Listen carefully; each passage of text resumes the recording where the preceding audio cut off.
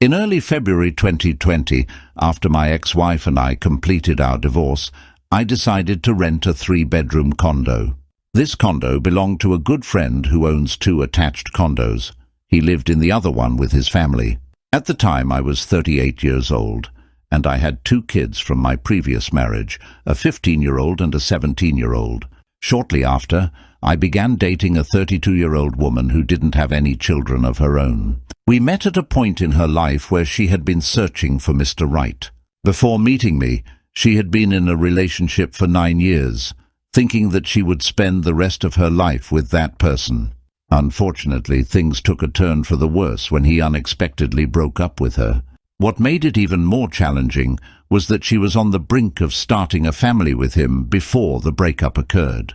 When I met her, she seemed eager to have a child, giving off a vibe of desperation. I informed her that I didn't initially plan to have more children, but I was willing to discuss it because I cared about her and wanted to make our relationship work. She often talked about her biological clock, freezing eggs and such. Being emotionally vulnerable at the time, I made up my mind that starting a family was a possibility. She was incredibly attractive, and I couldn't understand why her ex would let her go. I was so enamored that I was ready to say or do anything to keep her.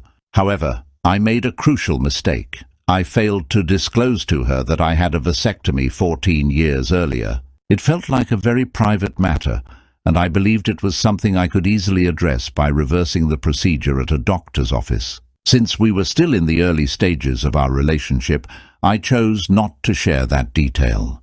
During the pandemic, things moved quickly because schools were closed, and my 17-year-old son moved in to wait out the situation. Since my girlfriend and I had just started dating, she was at my house all the time. Traditional dates were not possible due to closures everywhere. Typically, our courtship might have taken months or weeks, but in just 1 week, we became physically intimate without using protection. My plan was that once quarantine restrictions were lifted, I would schedule surgery to reverse my vasectomy, so the situation didn't seem like a big deal. Both my girlfriend and I were working from home, and we spent most of our time with my 17-year-old son. Like my son, I enjoyed gaming, and we would play video games together when my girlfriend and I weren't occupied with our laptops working. She and my son got along really well, and it was a great time spending moments together. Sometimes my friend, who owned the building and was our next-door neighbor, would come over with his family. Most times he would come alone, and we'd head to the backyard to smoke cigarettes. My friend had a particular brand he liked that I didn't enjoy, and I was quite specific about replacing the ashtray, which becomes important later in the story. I'm one of those people who go to bed quite early. I noticed that my girlfriend, on the other hand, would stay up all night playing video games. At first I thought it was cool. I felt fortunate that my son and his future stepmom were getting along well. About 1 month into the lockdown, I started noticing some red flags. My girlfriend began dressing very provocatively around the house, even going as far as walking around in just bikinis, and we didn't even have a swimming pool. I felt concerned, especially since I had a 17-year-old son with raging hormones, and my friend would sometimes come over. I noticed him staring at her when she dressed like that. Feeling uncomfortable, I decided to talk to her about it. She claimed she was unaware and explained that she was used to wearing less clothing because she grew up near the beach. However, she did make an effort to cover up a bit more after our conversation. About 2 months into the lockdown, our relationship was going well, and we were having amazing intimacy. The lockdown felt like a break from reality, and despite her flirty and somewhat desperate behavior earlier, she seemed like a good girlfriend. All the initial red flags I noticed seemed to be in the past. Towards the end of August, as the lockdown lifted and we were preparing to go back to the office, my girlfriend shared some surprising news. She was pregnant. It's worth noting that I hadn't undergone the vasectomy reversal yet. When she told me about the pregnancy, I felt a mix of shock and confusion. She took offense, thinking I wasn't happy and suggesting I might not want to have babies with her, which triggered her self-esteem issues. In response, I reassured her, expressing my happiness and explaining that I was just initially shocked to realize I was going to be a dad. After I reassured her and she left feeling happy, I found myself alone with my thoughts, contemplating what had just happened. I knew the vasectomy had worked because my ex-wife and I never had another child. Even then, I couldn't be certain if the baby wasn't mine since we were intimate every night. The unsettling thought that I didn't want to entertain was the possibility that she might have been intimate with my son. The mere idea made me feel sick. To avoid dwelling on that distressing possibility, I scheduled an appointment with a doctor located far from my home. Unfortunately, all the doctors in my area who specialized in such matters were either fully booked or slowed down due to the ongoing pandemic. After visiting the doctor and undergoing tests, I didn't receive a definitive answer. The doctor mentioned that pregnancies after a vasectomy had been reported. Despite my skepticism, my relationship with my girlfriend at the time remained great.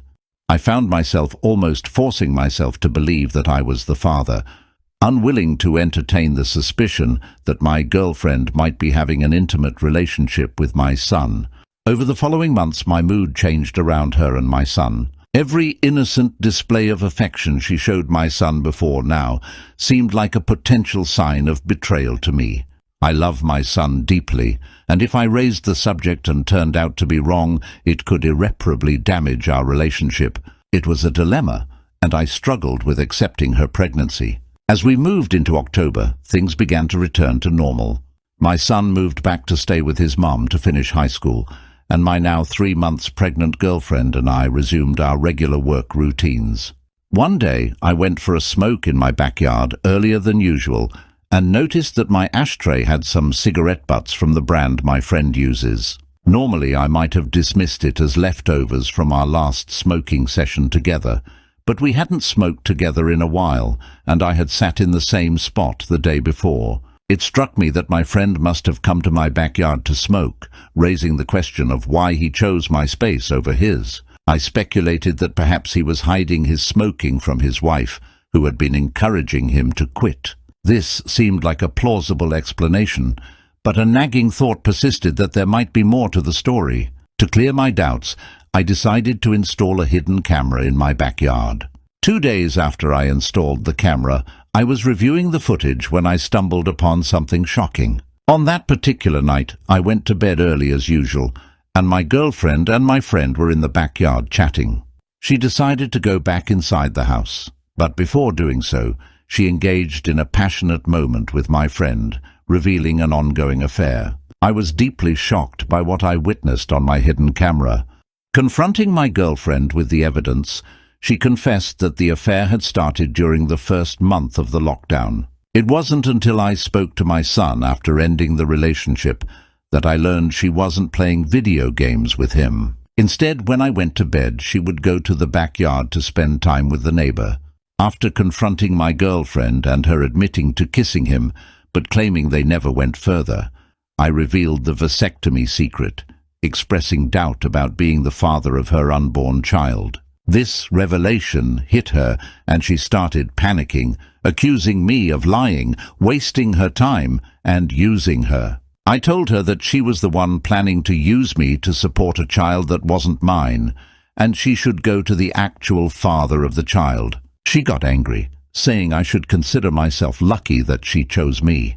I reminded her that her previous relationship didn't end well, and I had taken pity on her, but she cheated on me. She responded by saying I didn't deserve her and left. Feeling furious and betrayed, I went to my friend's house next door. I knocked on the door and his wife answered. Seeing my anger, I told her that I suspected the baby my girlfriend had belonged to her husband. Just then, he came out of the house and his wife was shocked. I confronted him, labeling him a snake, and in front of his wife, I accused him of having an affair with my girlfriend. He looked stunned but couldn't deny it. I informed him that he had been exposed, and I had the videotape to prove it. His wife kept asking if it was true, and he admitted it was a mistake. Angered, I left his house and headed back to my apartment.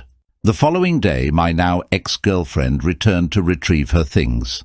I attempted to get her to provide more detail about the affair, but she was in a hurry to run away without providing any closure.